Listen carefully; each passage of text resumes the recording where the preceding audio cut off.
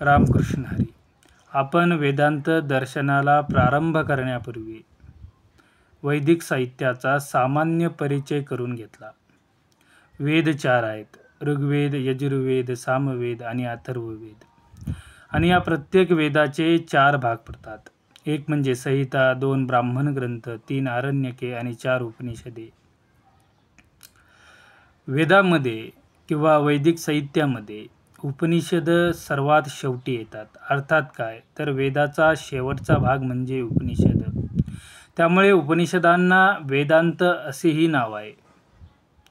उपनिषद या शब्दामध्ये उपधन निधन सद जवळ जाऊन बसणे हा धातू आहे आणि त्यामुळे याचा साधारणपणे अर्थ आचार्याने अर्थात गुरुने जवळ बसून सांगितलेले तत्वज्ञान असा होतो.